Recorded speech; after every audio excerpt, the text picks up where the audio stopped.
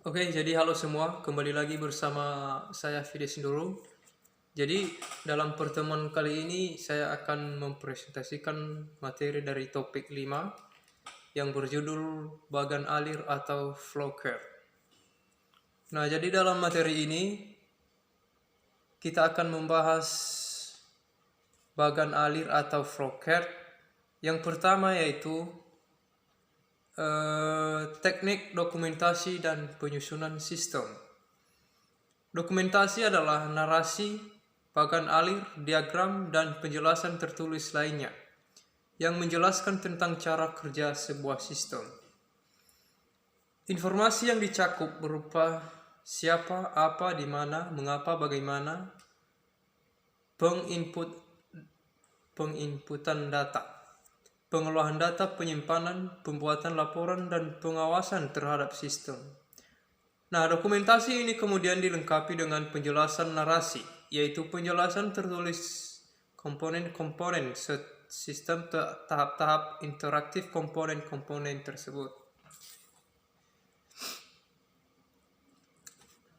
Di bawahnya ada bagiannya yaitu diagram arus data atau data flow diagram atau DVD. Nah, sebuah DVD secara garis menjelaskan data arus dalam sebuah organisasi. Teknik ini digunakan untuk mendokumentasikan sistem yang digunakan sekarang untuk merencanakan secara serta mendesain. Nah, pada sistem yang baru, tidak ada cara standar dalam menyusun DVD, karena masalah yang berbeda dengan metode yang berbeda pula. Nah, pada masanya dasar DVD difokuskan pada aliran data dalam organisasi. DVD disusun dengan menggunakan 4 simbol utama. Jadi DVD ini disusun dalam 4 simbol atau dibangun dalam 4 simbol. Yang pertama itu ada simbol diagram arus data. Simbol diagram arus data itu seperti ini. Ada gambarnya.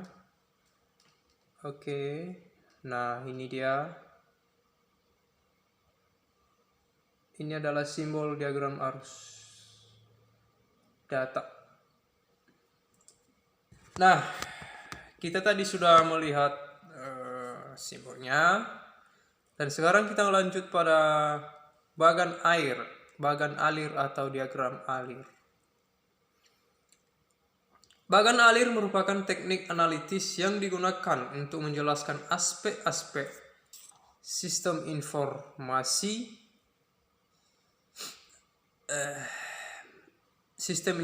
secara jelas, tepat, dan logis. Bagan alir menggunakan sebuah simbol standar untuk menguraikan prosedur pengolahan transaksi yang digunakan oleh perusahaan, sekaligus menguraikan aliran data dalam sistem. Nah, adapun simbol-simbol yang digunakan untuk membuat alir terdapat pada tabel di bawah. Setiap simbol yang memiliki arti yang berbeda-beda agar mudah dikenal. Nah, di bawah ini ada beberapa simbol yang dapat dilihat ke dalam 4 kelompok. Jadi ini dibagi menjadi 4 ya. Yang pertama itu ada input atau output. Input atau output yaitu simbol yang menggambarkan alat atau media yang memberikan input atau merekam output dari kegiatan pengolahan data. Itu input. Dan sekarang kita masuk pada processing, yaitu simbol yang menunjukkan jenis alat yang digunakan untuk mengolah data atau dengan komputasi atau manual.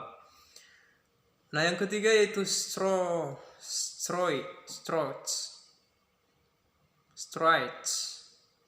yaitu simbol yang menggambarkan alat yang digunakan untuk mengolah data atau dengan komputasi strides yaitu simbol yang menggambarkan alat yang digunakan untuk menyimpan data yang saat ini tidak dipakai oleh sistem. Nah, jadi itu yang ketiga. Dan yang keempat yaitu ada lain-lain. Line-line ini maksudnya simbol yang menggunakan data arus dan barang. Nah, pada simbol ini juga menggambarkan saat mulai dan berakhirnya bagan alir, serta penjelasan-penjelasan tambahan pada bagan alir tersebut. Nah, ini dia contoh simbolnya. Ini. Nah, ini dia contoh simbol bagan alir. Banyak ya ini. Ini semua adalah contoh simbol bagan alir sampai di bawah ini. Nah, dari simbol tersebut kita dapat mengetahui bentuk-bentuk daripada simbol dari bagan alir ini. Jadi ada yang berbentuk kotak, berbentuk segi empat, dan bermacam-macam bentuk yang lain. Ini ada berbentuk kubus. Nah, jadi itulah bentuk-bentuk daripada bagan alir. Sekarang kita lanjut pada jenis-jenis bagan alir. Nah, jenis-jenis bagan alir ini terdiri dari 3 ya. Jadi yang pertama itu ada bagan alir dokumen atau bagan alir dokumen, 2 bagan alir sistem, dan yang terakhir adalah bagan alir program. Masuk kita pada yang pertama yaitu bagan alir dokumen. Bagan alir dokumen menggambarkan aliran dokumen dan informasi antara pertanggungjawaban di dalam sebuah organisasi. Bagan alir bermanfaat untuk menganalisis prosedur pengawasan dalam sebuah sistem, seperti pemeriksa internal dan pemisahan fungsi.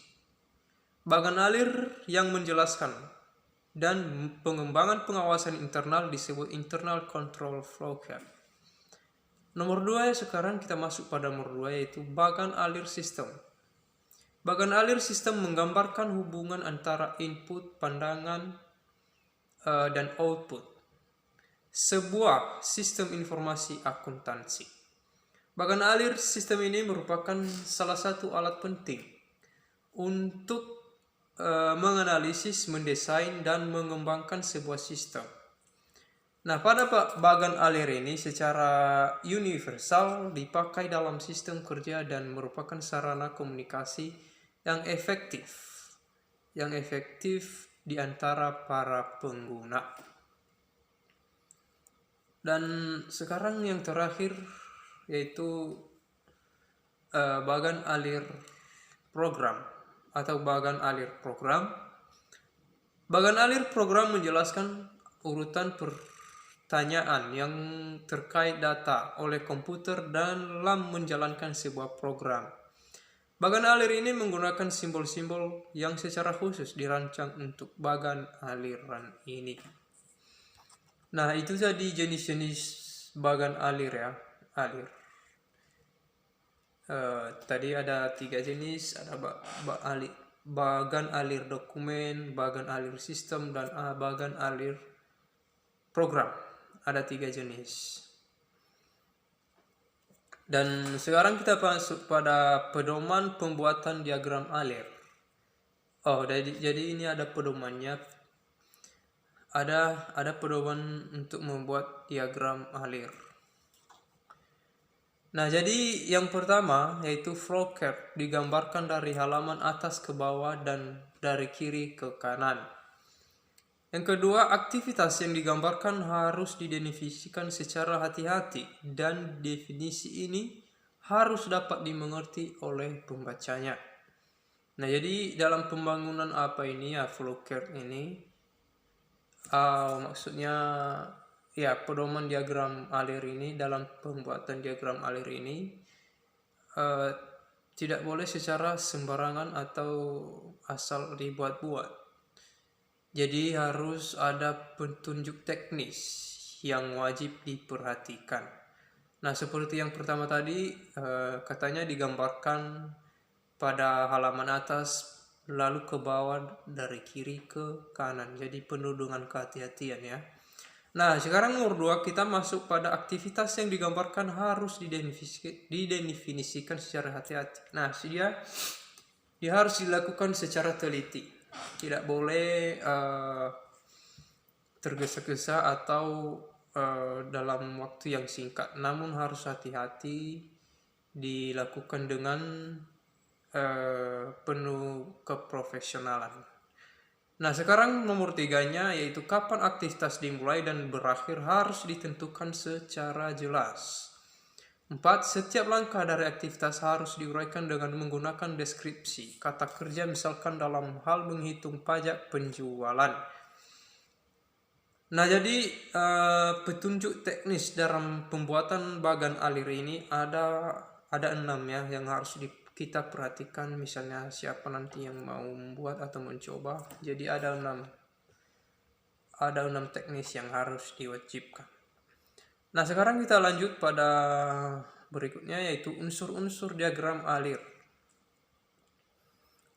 Jadi unsur-unsur diagram alir ini ada 2, yaitu ada unsur percabangan dan perulangan. Jadi unsur-unsur diagram alir memiliki 2 unsur yang selalu muncul di dalam diagram alir, yaitu percabangan dan perulangan. Nah, kita sekarang lihat pada artinya, yaitu percabangan secara sederhananya adalah pilihan alur yang diambil dari beberapa opsi yang ada, tergantung dari kondisi yang dicapai. Misalkan nih pada contoh lampu di atas, percabangan tergantung dari kondisi apakah lampu terpasang atau tidak. Nah, katanya di sini contoh percabangan itu misalnya lampu.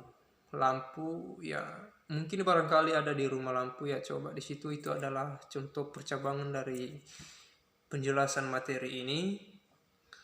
Katanya apakah ketika lampu itu terpasang atau tidak, itu adalah merupakan contoh dari sebuah percabangan. Nah, sekarang kita masuk pada perulangan. Kita lihat di sini artinya yaitu digunakan untuk mengulang suatu proses.